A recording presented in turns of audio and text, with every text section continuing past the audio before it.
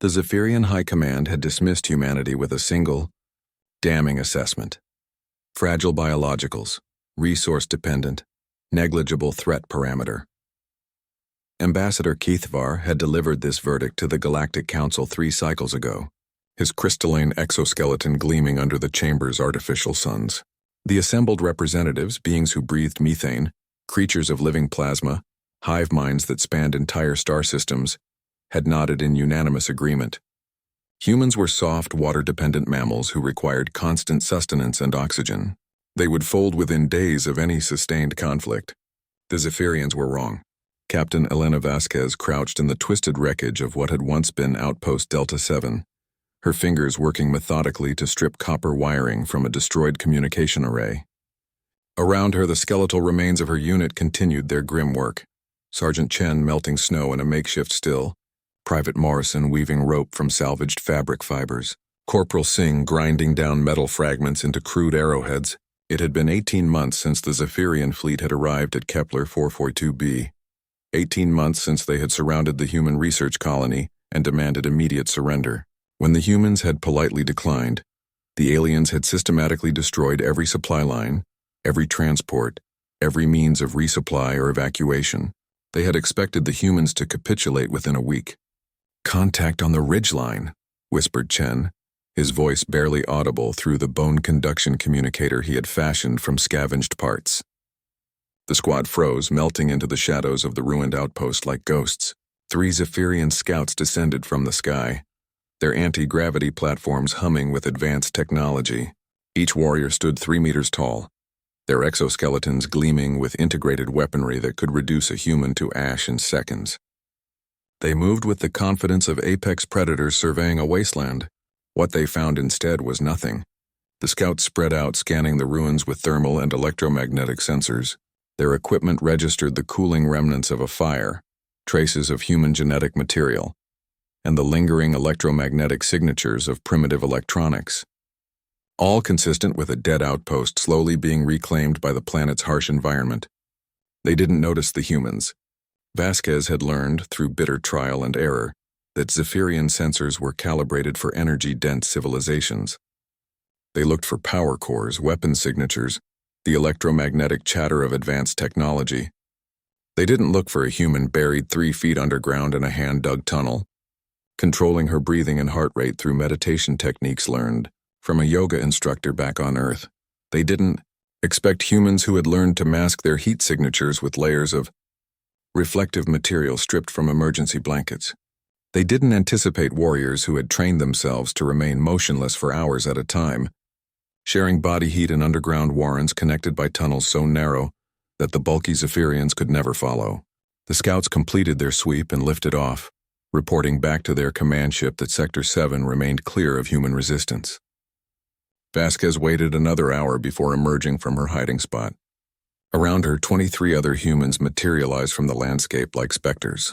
They had started with 67 personnel at this outpost. Disease, combat, and the brutal winter had claimed the rest.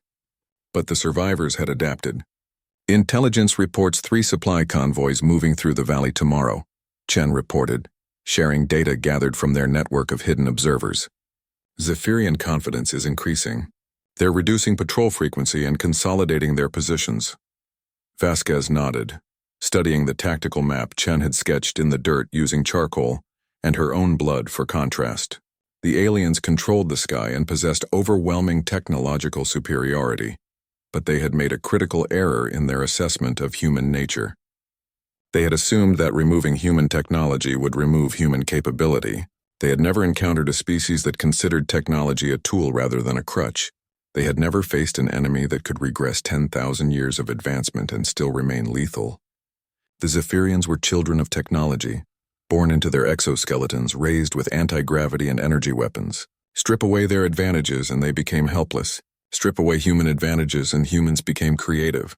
Morrison had fashioned explosive devices from fertilizer and cleaning supplies salvaged from the agricultural domes. Singh had created armor-piercing projectiles using principles she had learned in a high school physics class, applying kinetic energy calculations to shards of Zephyrian hull metal. Chen had built communication networks from scavenged electronics and wire, creating a web of intelligence gathering that the aliens couldn't detect or disrupt. And Vasquez had learned to think like a hunter. We hit the middle convoy, she decided. Same tactics as last month. Morrison's charges to disable the vehicles, Singh and Team 2 for equipment recovery, Chen's group on overwatch, extraction through the underground river system. Her people nodded, already moving to prepare. There were no questions, no hesitation. They had long since stopped thinking like soldiers and started thinking like survivors. The distinction Vasquez had learned made all the difference. 3 days later, Ambassador Kethvar received another report from the field commanders. Human resistance continued despite repeated supply interdiction efforts. Casualty rates among Zephyrian forces were climbing steadily. The humans were not fighting like a technological species at all. They were fighting like something else entirely. Kethvar reviewed the tactical assessments with growing unease. The humans had been cut off from their supply lines for over a year, yet they continued to operate with increasing effectiveness. They had somehow adapted their weapons and equipment to exploit previously unknown vulnerabilities in Zephyrian technology. More disturbing still, human psychological profiles suggested they were not suffering the expected degradation in morale. Intelligence intercepts indicated that human resistance forces were actually growing more cohesive over time, not less. For the first time since the campaign began, Kethvar found himself wondering if the High Command had miscalculated. Deep beneath the frozen surface of Kepler 442b, Captain Elena Vasquez studied the star charts she had memorized 18 months ago. The Zephyrian blockade wouldn't last forever. No military force could maintain that level of resource commitment indefinitely. And when they finally left, assuming their fragile human opponents had finally succumbed to the elements, they would find something waiting for them that they had never encountered before. They would find a species that had learned to wage war with nothing but determination, creativity, and an inexplicable refusal to surrender. They would find humans who had been tested by fire and found themselves unbreakable. The Zephyrians had been right about one thing. Humans were indeed fragile creatures, dependent on resources and technology for their civilization. But they had failed to understand that when everything else was stripped away, humans still had each other, and that, as it turned out, was enough.